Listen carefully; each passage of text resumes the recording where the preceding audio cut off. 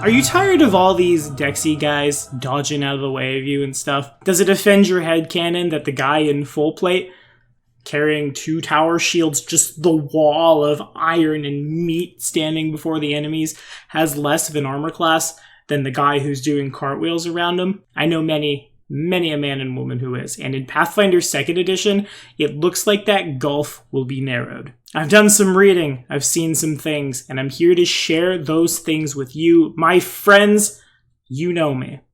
You know I like to optimize characters.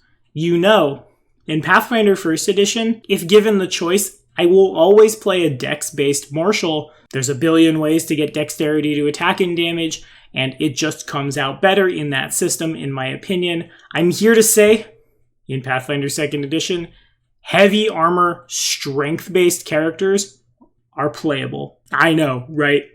Biggest revelation of all of Gen Con weekend. If you're liking what you're seeing, like, subscribe. I don't know what noise to make. The bell. That was a fun one.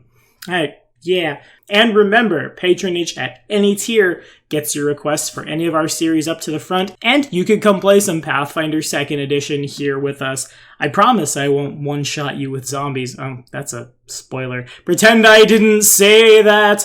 And this episode of your Pathfinder 2nd Edition coverage was brought to you in part by 360 Mac Gamer. He has nothing to do with that spoiler. Shh!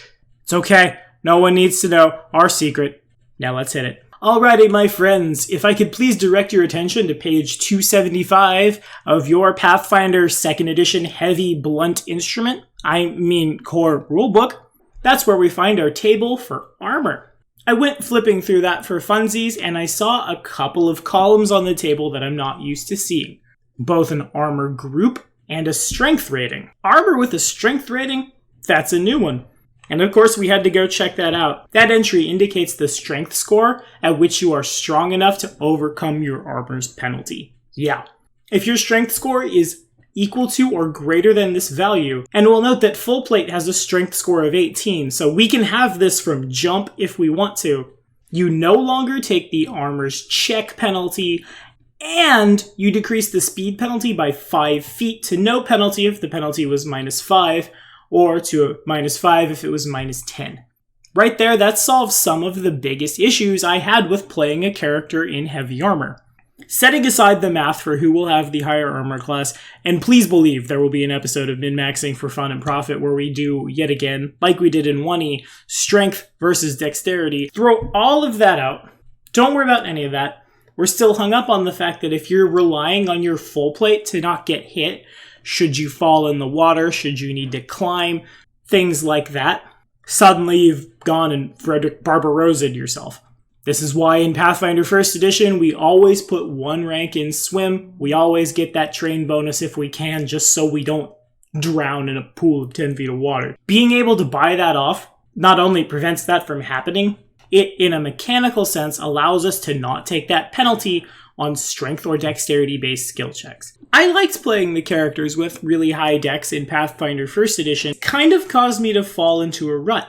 I would make the same characters every time. Sure, I could flavor them differently, but mechanically it was always, say it with me kids, Swashbuckler 1, Scaled Fist Monk 1, Paladin 2, and whatever 16, to get the most out of multiple ability scores into your AC. This allows someone who may or may not be a little burnt out on that to play the heavy armor juggernaut and not suffer from it. But it gets better, guys. Armors now have specialization based on their grouping. These specializations are bonkers. Check this out. The chain armor group, for which of course chainmail resides, reduces the damage from critical hits by either 4 plus the armor's potency rune for medium, or 6 plus potency for heavy armor. This can't reduce the damage to less than the damage rolled for the hit before doubling for the crit, but stack that on with a might domain, stack it on with a shield, and suddenly you're not taking any damage. That's sweet. Composite armors like scale mail or splint mail give us resistance to piercing equal to 1 plus potency for medium, 2 plus potency for heavy.